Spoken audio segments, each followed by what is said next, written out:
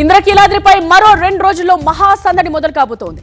12 ఏళ్లకు ఒకసారి జరిగే మహాకుంభాభిషేకానికి శరవేగంగా ఏర్పాట్లు జరుగుతూ ఉన్నాయి. ఈ నెల 6, 7, 8 తేదీల్లో జరగబోయే ఆధ్యాత్మిక క్రతువుకు రావాలంటూ ఇప్పటికే ప్రముఖులకు ఆహ్వానాలు కూడా వెళ్లిపోయాయి. సీఎం చంద్రబాబు సైతం ఉత్సవాలకు రానుండడంతో పగడ్బందీగా పనులు సాగుతూ ఉన్నాయి.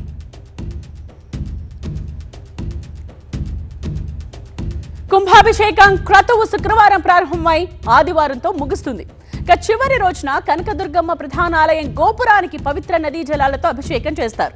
అమ్మవారిని దర్శించుకోవడానికి వచ్చే భక్తులు కుంభాభిషేకాన్ని వీక్షించేందుకు వీలుగా LED స్క్రీన్స్ కూడా ఏర్పాటు చేస్తున్నారు. కుంభాభిషేకం జరిగే 3 రోజుల పాటు ఎలాంటి ప్రోటోకాల్ దర్శనాలు ఉండవు. క్రతువు పూర్తయ్యేంత వరకు అన్ని రకాల ఆర్జిత సేవలతో పాటు VIP దర్శనాలను రద్దు చేస్తున్నట్టు అధికారులు చెప్పారు. అన్ని క్యూల నుండి భక్తులకు ప్రవేశం కల్పించనున్నారు.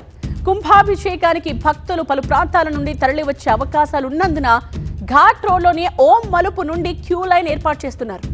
రోజుకు 1,00,000 మంది భక్తులు 12 ఏళ్లకొక్కసారి జరిగే ఈ ఘట్టాన్ని తిలకించడానికి వస్తారని అధికారులు అంచనా వేస్తూ ఉన్నారు. కుంభాభిషేకం చివరి రోజు ఆదివారం నాడు ఈ సంఖ్య మరింతగా పెరుగుతుందని భావిస్తున్నారు.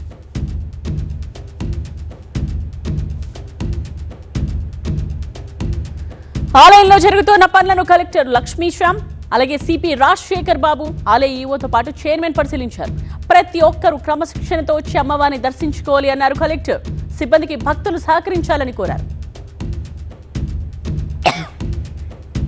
వస్తున్న ఒక సెలబ్రేషన్ కాబట్టి ఆ డివినిటీ కూడా ఎక్కడ ఇబ్బంది కలగకుండా అన్ని రకాలుగా ఏర్పాట్లు చేయడానికి మనం ప్లాన్ చేసుకున్నాము. అదే ప్రకారంగా ఏర్పాట్లు ఇప్పటికీ అన్ని ఫైనల్ స్టేజ్కి వచ్చి ఉన్నాయి. అక్కడ స్ట్రక్చర్ అయితేనేంటి, అలాగే వచ్చి వెళ్ళే భక్తాదులకి ఫెసిలిటీస్ అయితేనేంటి, ఇవన్నీ దాని గురించి ఆరా తీయడం జరిగింది. అన్నీ on the as per the expectation ఈ ప్రిపరేషన్ జరిగి ఉంది. వచ్చే భక్తులకి మీ ద్వారా, మీడియా మిత్రుల ద్వారా విన్నపం ఏంటంటే, అమ్మవారికి మీరు దర్శనకు వస్తున్నప్పుడు భక్తిభావంతో వస్తారు కాబట్టి అదే భక్తిభావంతో అమ్మవారిని చూసుకొని మీరు సేఫ్గా ఇంటికి వెళ్ళాలని చాలా కొన్ని ఇక్కడ మార్పులు చేర్పులు తీసుకొస్తున్నాము. క్యూ లైన్స్ ఏంటంటే, అలాగే డైరెక్షన్స్, అలాగే వచ్చి వెళ్ళడానికి వస్తున్నప్పుడు హోల్డింగ్ ఏరియాసు, అలాగే పార్కింగ్ ఏరియాసు, అలాగే చెప్పల స్టాండ్స్, ఇవన్నీ కూడా పెట్టేసి చాలా జాగ్రత్తగా ఏర్పాటు చేశాం. సామాన్య భక్తులకి పెద్దపీఠం అనే నినాదంతోనే ఈసారి ముందుకెళ్తున్నాము. టెక్నాలజీని సైతం ఉత్సవాలకు వాడుతున్నాము అన్నారు సిపి రాజశేఖర్ బాబు. భక్తులకు కల్పిస్తున్న అన్ని సౌకర్యాలను వాడుకుంటూ క్షేమంగా ఇంటికి చేరుకోవాలన్నారు.